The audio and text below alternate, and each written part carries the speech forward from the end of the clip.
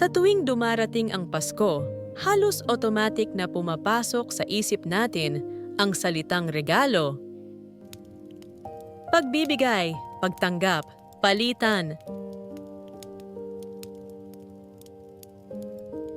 Ngunit hindi lahat ng regalo ay pare-pareho ang kahulugan.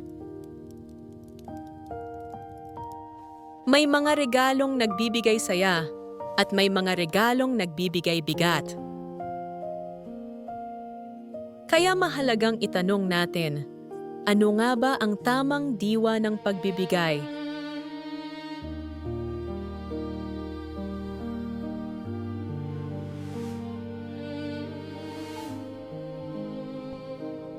Hindi nagsimula ang Pasko sa isang obligasyon.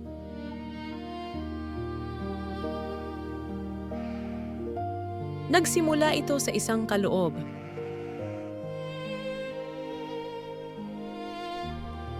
Ang regalo ng Diyos ay hindi ipinilit.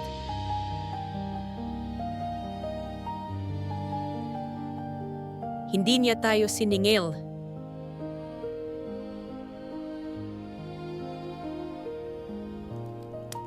Hindi niya hinihingan ng kapalit.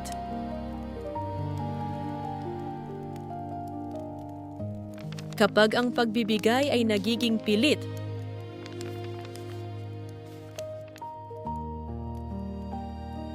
nawawala ang saysay nito.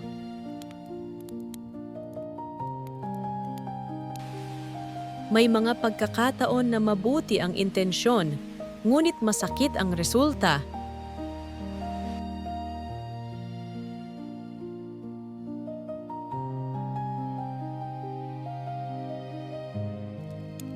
Nauubos, nangungutang.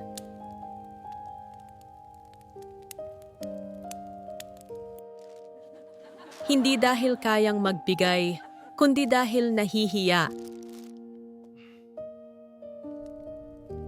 Ang pagbibigay na nagiiwan ng galit ay hindi na pag-ibig.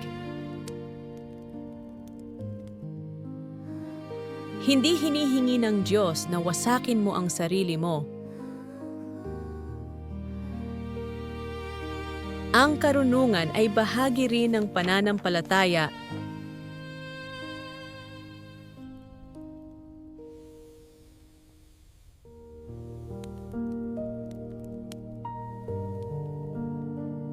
Minsan sinasabi natin, hindi mahalaga ang presyo.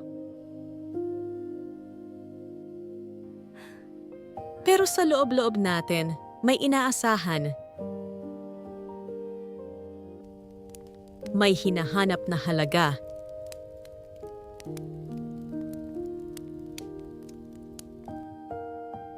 Kapag may expectation, nawawala ang diwa. Ang regalo ay hindi karapatan.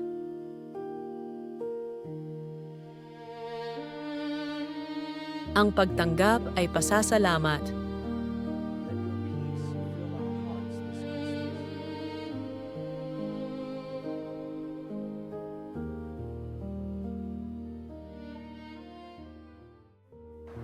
Nabubuhay tayo sa panahong nahuhumaling sa materyal. Mas mahal ang regalo, mas mahal ka raw.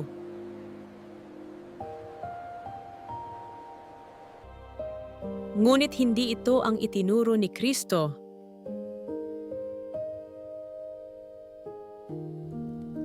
Huwag mag-impok ng kayamanan sa lupa.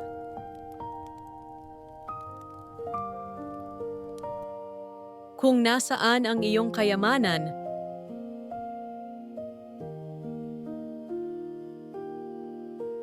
naroon din ang iyong puso.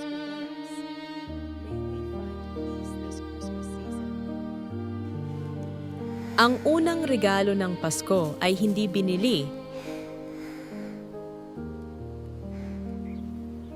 Ito ay ipinanganak.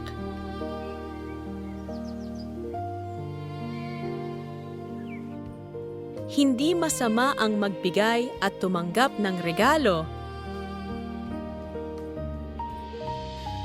Ito ay natural.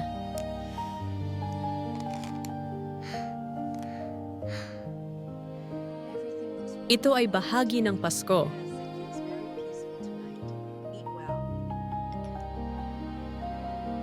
Ngunit ilagay natin ito sa tamang lugar.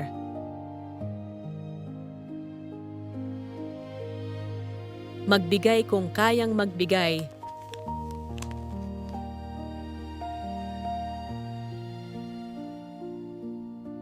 At bukal sa loob.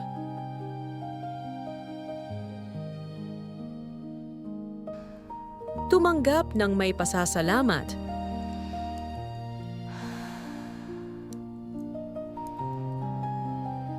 Huwag ikumpara.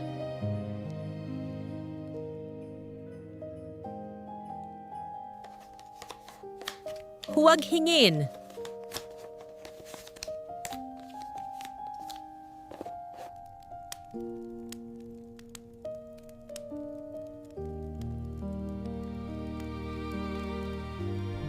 Sapagkat ang pinakamahalagang regalo ay si Kristo. Kung nagustuhan mo ang mensaheng ito, huwag kalimutang mag-like, mag-subscribe, at mag-share. Naway pagpalain ka ng Panginoon.